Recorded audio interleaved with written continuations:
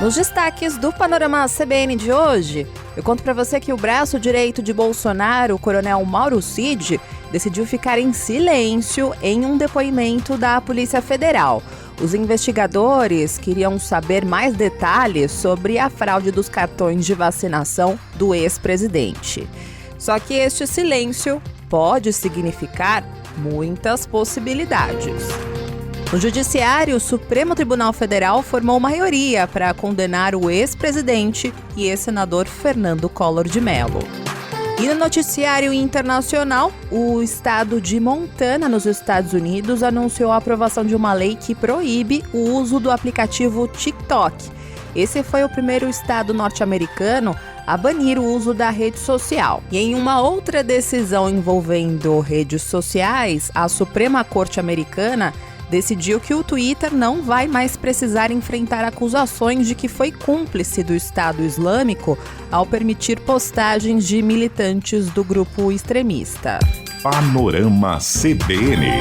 Olá para você que está ouvindo o Panorama CBN. Eu sou a Juliana Prado e vou te contar em menos de 30 minutos tudo que foi notícia nesta quinta-feira, dia 18 de maio de 2023.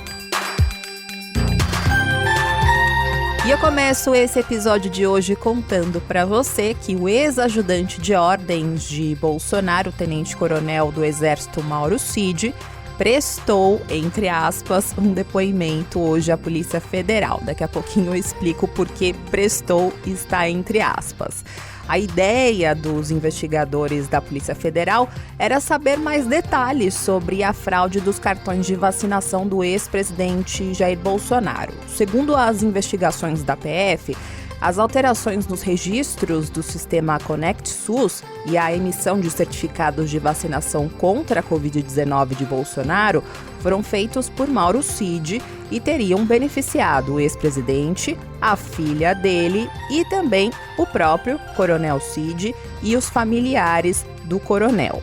O ex-auxiliar de Bolsonaro ele está preso há 15 dias desde que foi alvo de uma operação da Polícia Federal justamente sobre esse caso. E nesta semana, o ex-presidente Bolsonaro prestou um depoimento na Polícia Federal sobre esse assunto e meio que deixou toda a culpa no colo do braço direito, Coronel Cid. Bolsonaro não chegou a citar o nome do ex-ajudante de ordens, mas ele negou que tenha pedido a confecção das carteiras de vacinação e disse que se fizeram, não foi a pedido dele e que nunca teve o conhecimento sobre esse assunto. Lembrando que a Polícia Federal tem provas que mostram que Mauro Cid usou um computador no Palácio do Planalto para alterar os dados e também acessou a conta particular de Bolsonaro para fazer esta fraude no sistema.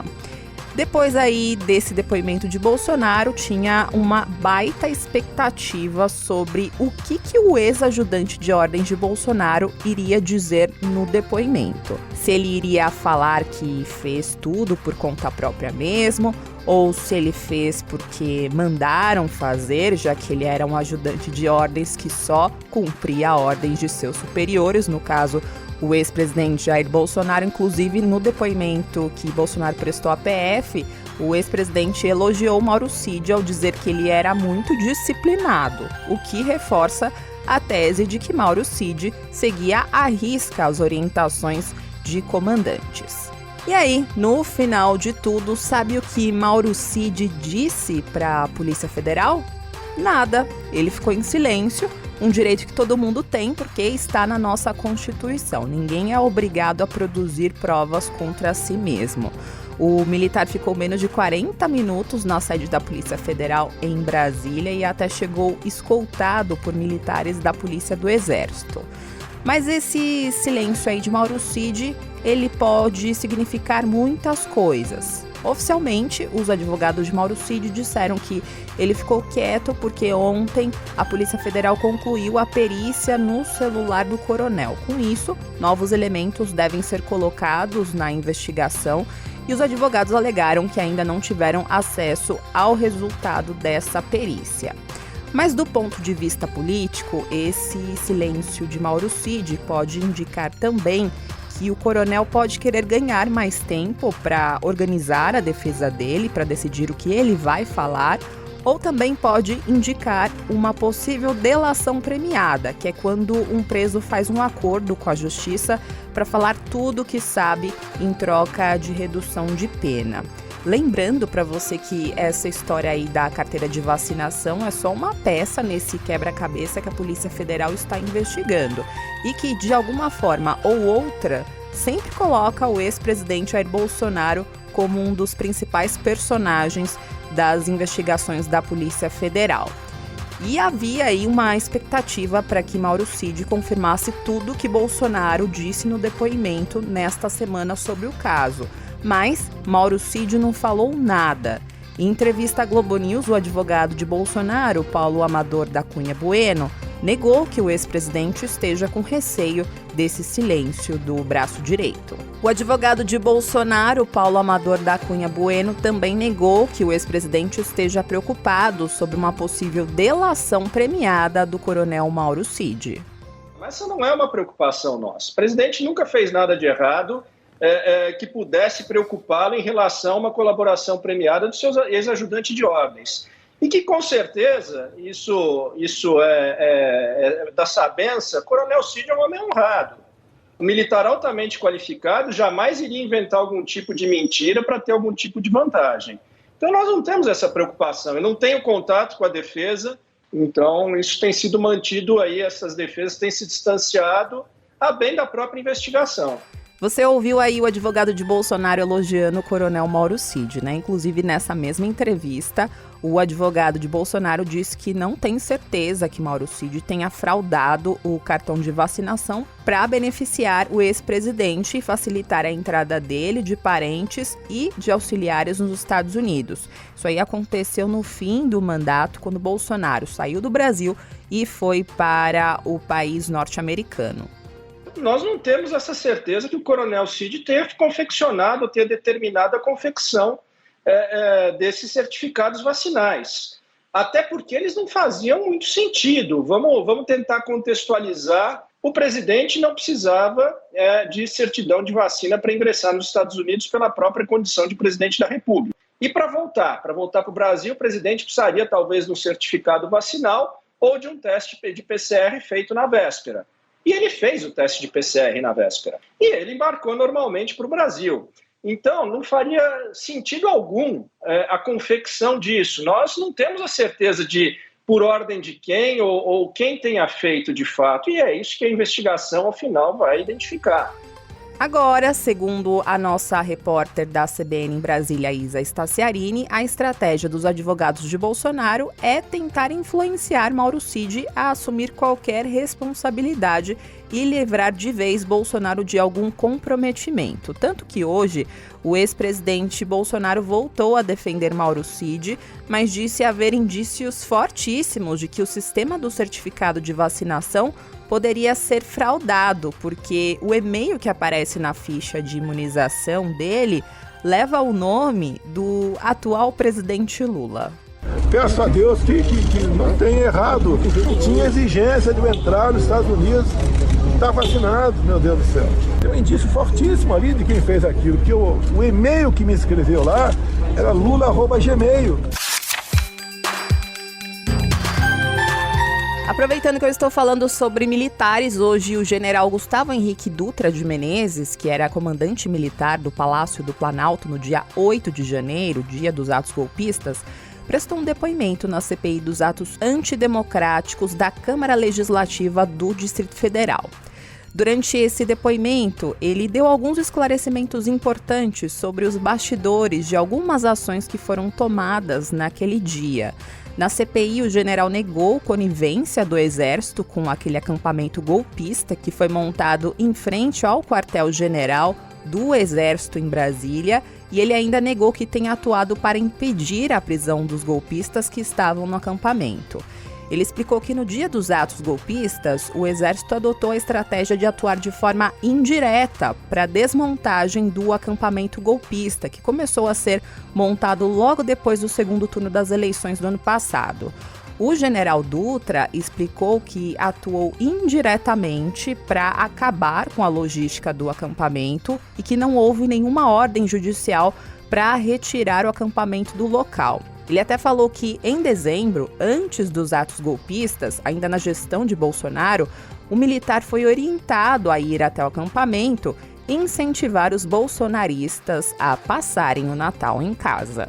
Nenhuma instituição que tinha a obrigação, ou tinha o poder, ou tinha a capacidade de dizer que aquele acampamento era ilegal, o fez. Então, em nenhum momento, aquele acampamento podia incomodar, não vou entrar nesse mérito, mas nenhuma instituição disse esse acampamento é ilegal. E nós resolvemos estabelecer o que nós chamamos de estratégia indireta para desmobilizar o acampamento.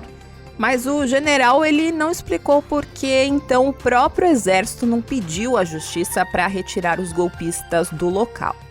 Bom, ao longo do depoimento, o general negou também qualquer tipo de obstrução ou confronto com a polícia militar do Distrito Federal na hora de prender os golpistas depois dos atos. O general também reforçou que, embora a ordem inicial do governo federal tenha sido para prender imediatamente os manifestantes, na hora ele ponderou com o interventor da Segurança Pública, Ricardo Capelli, que uma ação mais contundente no acampamento na noite do dia 8 de janeiro poderia resultar em mortes.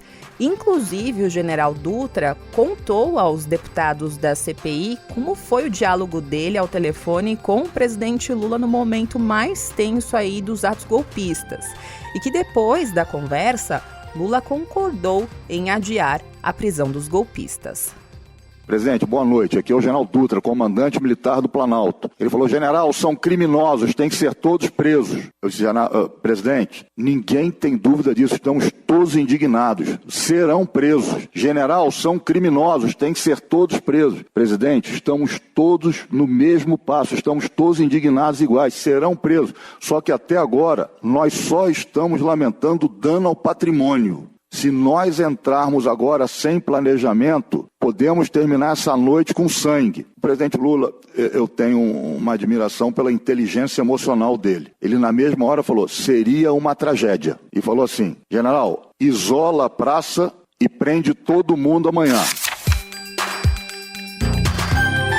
No Judiciário, o Supremo Tribunal Federal formou maioria para condenar o ex-presidente e ex-senador Fernando Collor de Mello e também outras 2 pessoas pelos crimes de corrupção passiva e lavagem de dinheiro.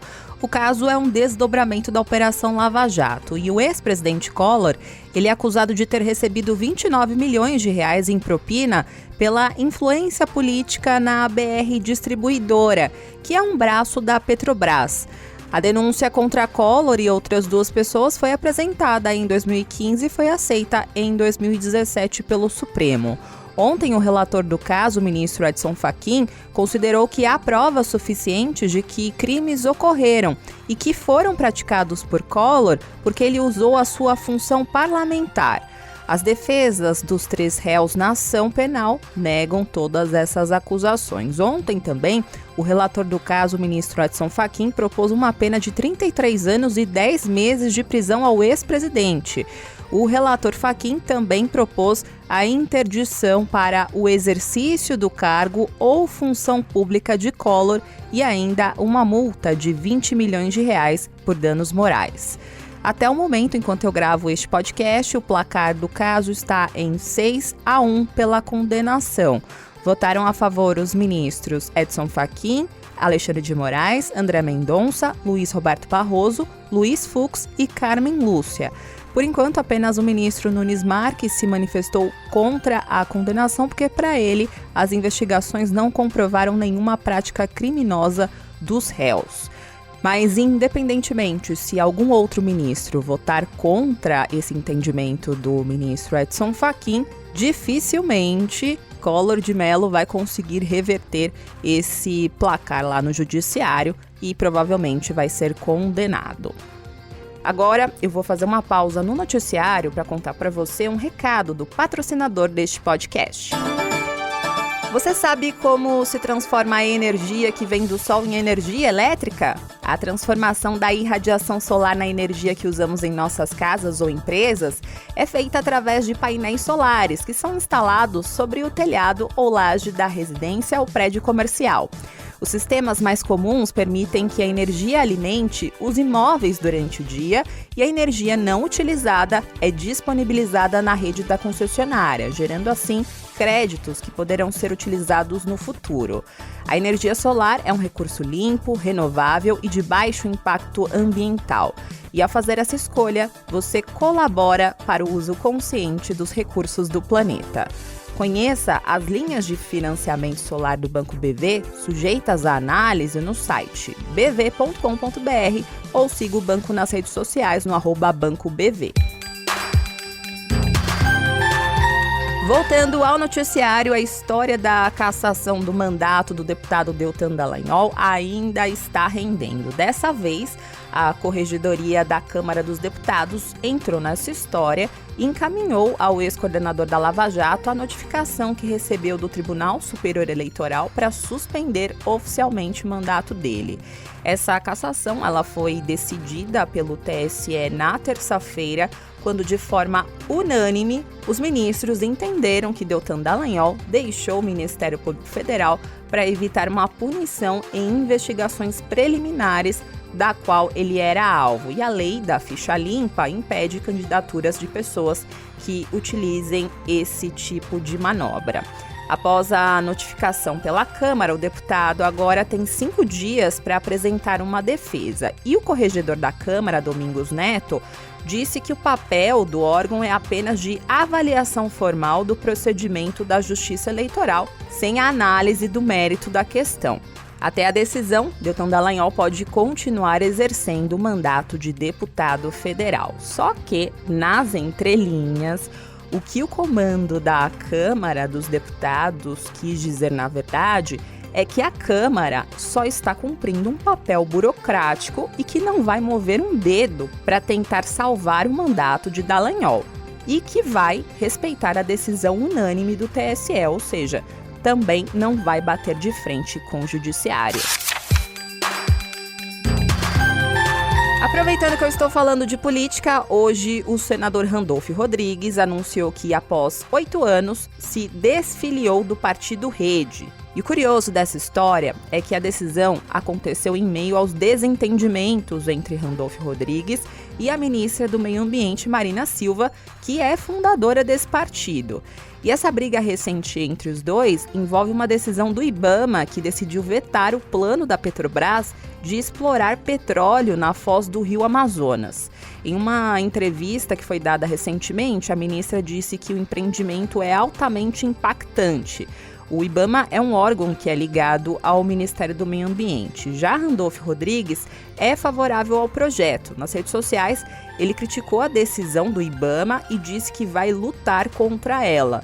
Randolph disse que os moradores do Amapá não foram ouvidos e que o povo tem o direito de ser escutado sobre a possível existência e eventual destino das riquezas do país.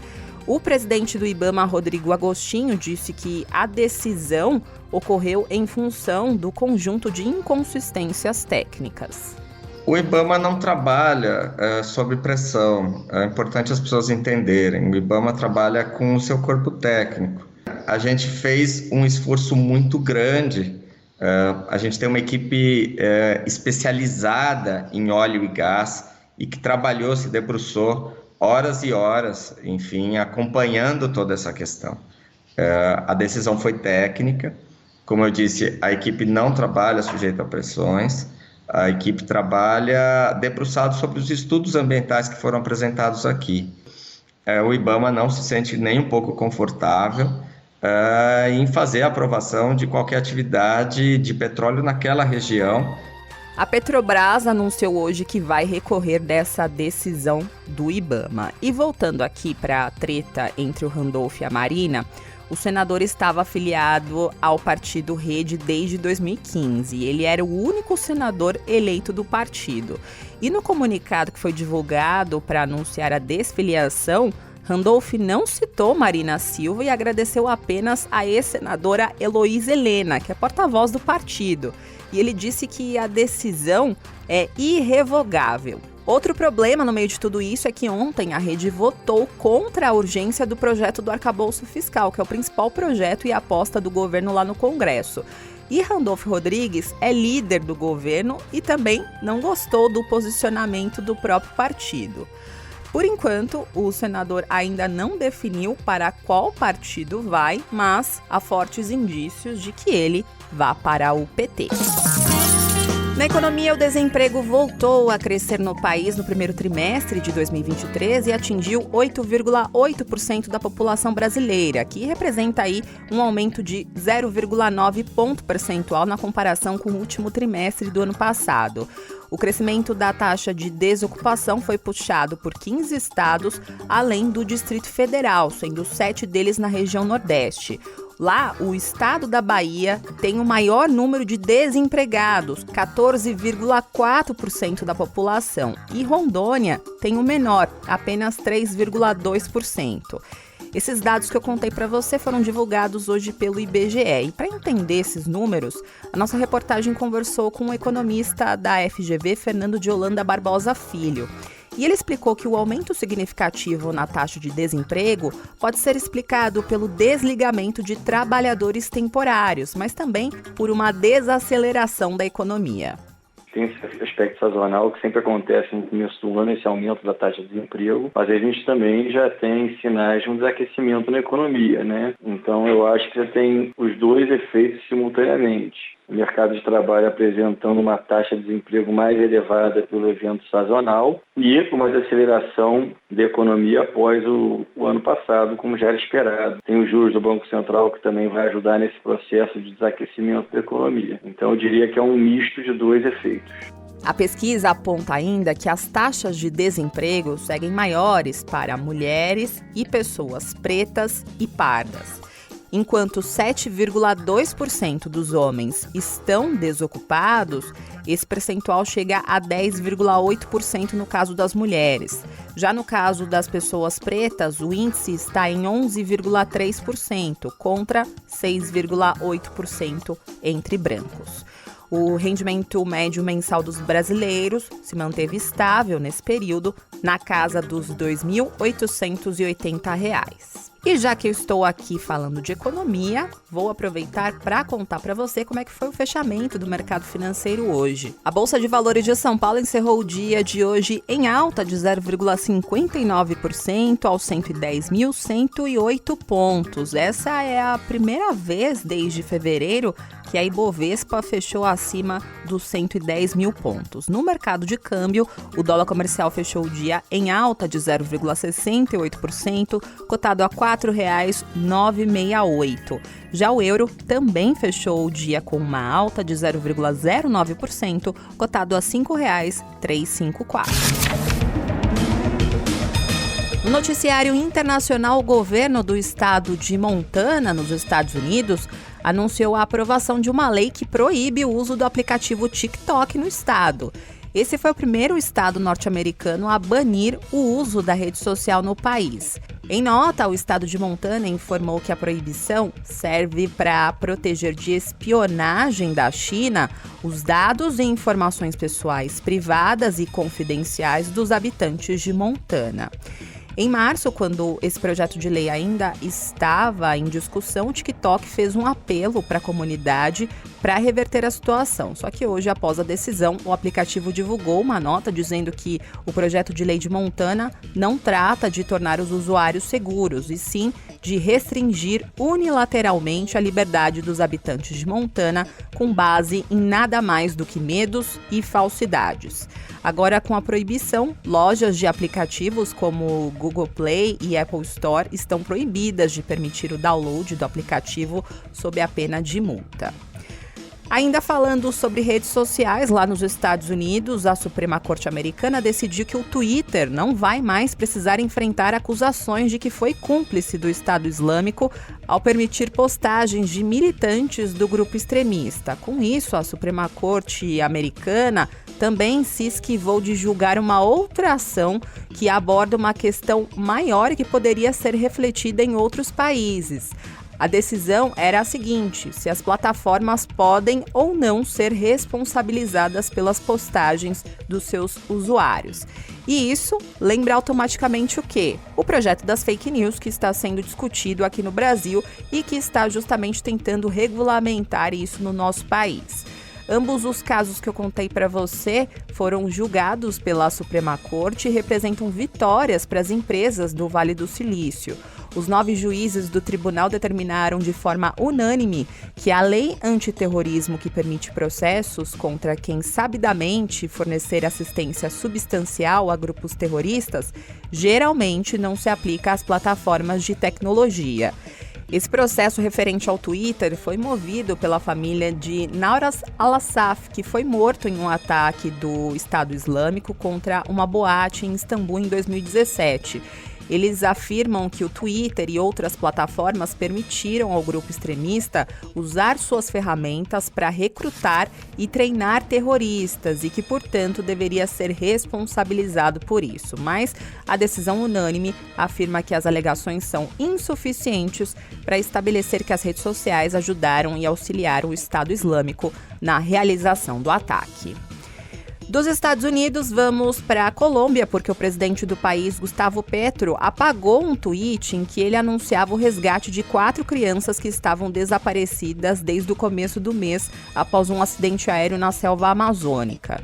As crianças, 4 irmãos com idades entre 11 meses e 13 anos, sobreviveram após a aeronave em que estavam com a mãe e outros adultos cair na região central da Colômbia no dia 1º de maio. Mas nas buscas, as autoridades encontraram os corpos dos 3 adultos junto do avião, mas não os 4 irmãos. Depois dessa informação, o presidente da Colômbia se retratou e prometeu continuar uma busca incansável pelas vítimas.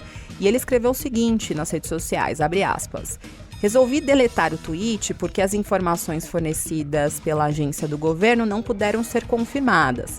Lamento que isso tenha acontecido. As Forças Armadas e as comunidades indígenas vão continuar em sua busca incansável para dar ao país a notícia que ele espera. Fecha aspas. Hoje, em comunicado após esse tweet do presidente, uma agência do governo da Colômbia informou que recebeu relatos de comunidades indígenas da região em que o avião caiu e que eles informaram que as crianças haviam sido encontradas. Segundo essa agência do governo, elas estão numa aldeia em uma mata fechada e, por causa das condições meteorológicas adversas e da dificuldade de locomoção no território, os militares ainda não conseguiram acessar o local para estabelecer um contato oficial com as vítimas. No esporte, o tenista Rafael Nadal, pela primeira vez em sua carreira, desistiu de disputar o torneio de Roland Garros por causa de uma lesão no quadril. O espanhol não cravou uma data de retorno às quadras e ainda anunciou que o ano que vem, 2024, deve ser o último ano da carreira dele profissional no tênis.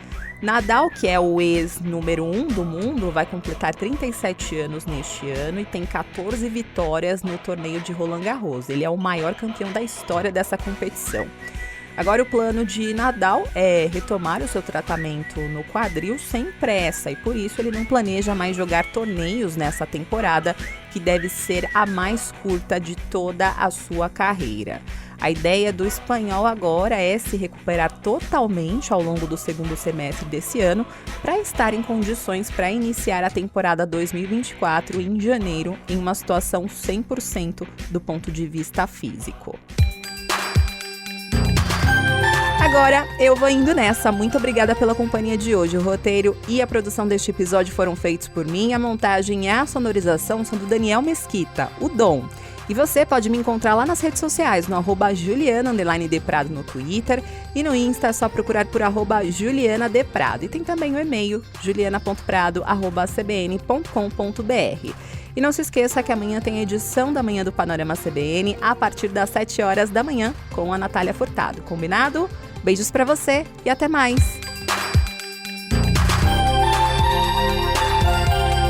Panorama CBN. As principais notícias do dia em menos de meia hora.